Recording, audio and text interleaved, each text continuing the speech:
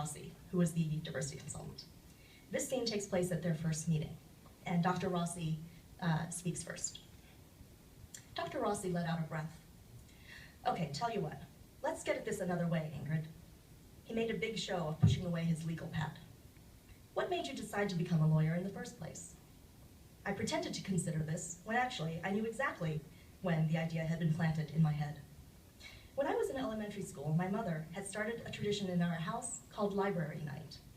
Every Wednesday, after my mother got home from work, no matter how tired she was or what shape dinner was in, she would drive me to our public library, where she would upend the canvas tote bag filled with last week's books onto the counter to be checked in, and then help me carry the canvas tote bag filled with new books I checked out. I was allowed to check out as many books as I wanted, even ones from the adult section.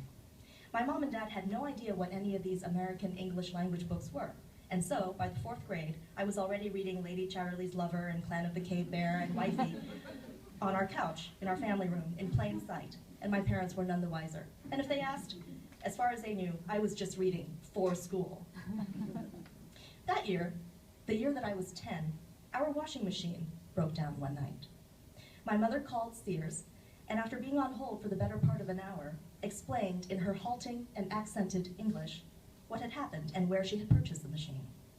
I was sitting at our kitchen table, doing my fractions, half listening to my mother's end of the conversation. The Sears customer service representative curtly replied that they were not going to fix anything, and then hung up on my mother. My mother saved everything. She found the original sales receipt for the washing machine and asked me to read the warranty on the back. The warranty was good for an entire year, and it had only been 10 months since we'd gotten it.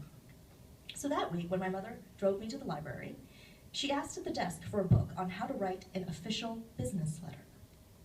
The librarian seemed overjoyed to have actually been asked a question. She led us over to the stacks and removed a shiny yellow paperback, Business Letters That Work. I studied and studied that book. I carefully read the explanations of each component of a formal business document. Many of these were new words to me, but they sounded so grown up and important. I loved the sound of them. Salutation, greeting, body, closing, signature. With this book and the crumpled yellowing Sears receipt lying next to me, I prepared to type on my father's Smith Corona. I used a jar of Skippy peanut butter to hold open the book's pages. First, I typed the date. Next, the recipient's name and address, Sears, Customer Service Center. I carefully copied the address off the warranty. Next came the salutation. To whom it may concern, I typed, following the example in the library book. Finally, I reread the instructions for composing the body of a business letter. Step 1, clearly state the purpose of your letter. Your tone should be courteous, yet firm. Step 2, give the supporting information that the recipient will need to evaluate your request.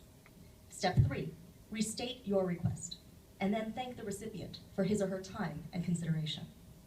So carefully, I typed, the purpose of this letter is to inform you that my washing machine from your store is broken and to ask you to please fix it for free.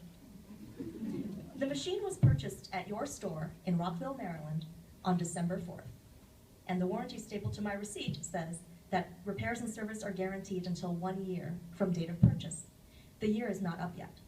I still have the receipt because I saved everything. I will now restate my request. Please send someone to fix my washing machine because the year is not up yet. Thank you for your time and consideration. Fondly yours, your friend, Mrs. Eleanor Yanmei Young. My mother read it, smiled at me, and pronounced it perfect. She signed her name at the bottom in her careful script and mailed it. And 3.5 weeks later, a man in a Sears van pulled into our driveway and repaired the washing machine at no charge. My parents had never been prouder of me. Beaming, my mother hugged me and said I was her very smart girl, and that I should grow up and become a lawyer.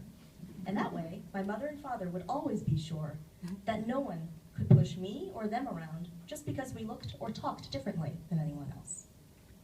Nobody bosses my Ingrid around, my mother had said in Mandarin Chinese. I thought about that quite a lot, even now, perhaps especially now. I looked across the desk at Dr. Rossi. He was looking carefully at me. He leaned way back in his chair, placed his right foot on his left knee, and crossed his arms. "Ingrid," he said. I blinked up at him. "I can't help you if you won't help me," he said. "Well, I hope you won't take this the wrong way, Dr. Rossi, but I don't remember asking anyone for any career help." He leaned forward again in his chair. "Look," he said in a lowered voice, "this may surprise you, but I completely appreciate the position you're in. I realize you're up for partner in a few short weeks, and I've heard the rumors that your chances are thought to be very, very good." I perked up a little. "Where have you heard this?" Dr. Rossi gave me a sidelong look. "You forget that I've been having lunch with various groups of senior partners here all week, and people talk." This was good. This was very good. "So you see," Dr. Rossi continued, "I certainly appreciate why you might have very little incentive to speak candidly with me about diversity and inclusion here.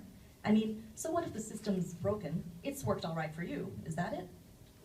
I didn't nod, but I didn't correct him either. "Now, you've obviously been very successful in your career here, Ingrid, and I think that's terrific. But could I invite you to speculate on why there's only one of you who has made it this far? That is to say, why there aren't more women of color up for partnership?"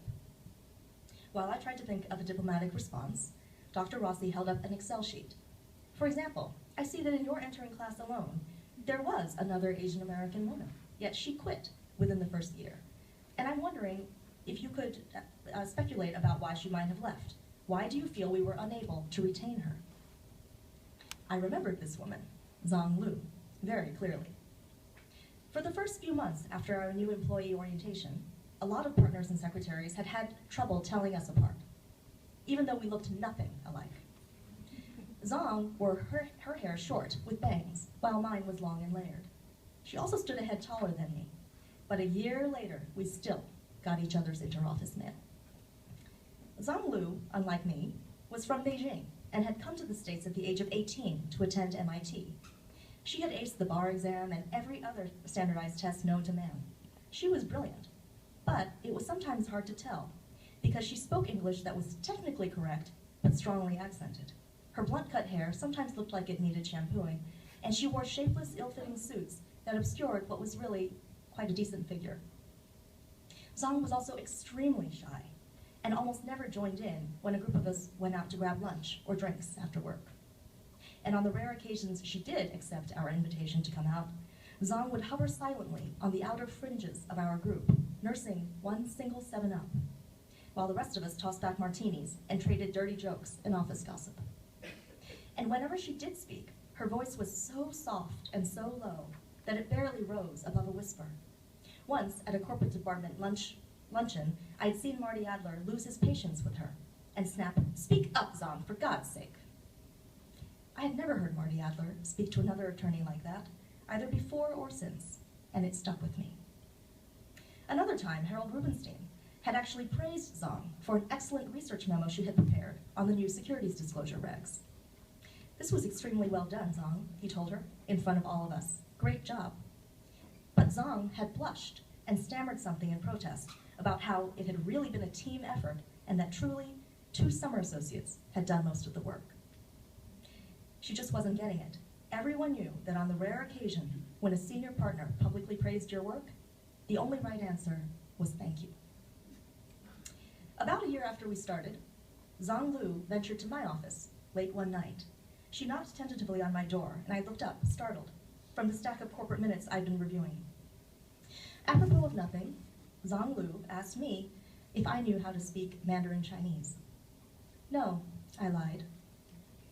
I knew how much courage this must have taken on her part. I knew just how much it must have cost her. And yet, to my own embarrassment, I could not summon the courage in myself to do the kind thing. Because it had only been my own first year. My own position at the firm was not yet so secure that I could afford to be associated with Zong Lu any more than I already was. I was terrified she'd drag me down, because I was passing while she was not.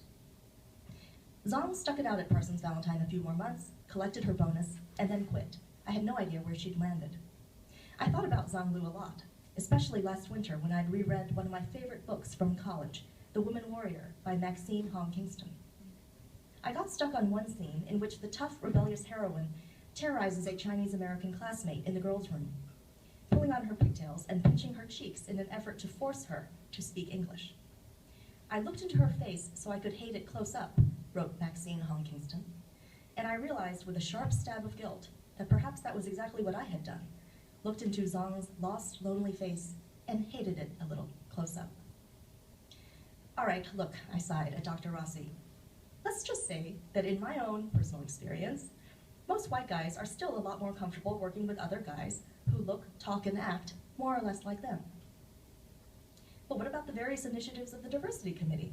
Dr. Rossi prodded. I laughed. As far as I could tell, until the recent incident, the Diversity Committee had been all but defunct.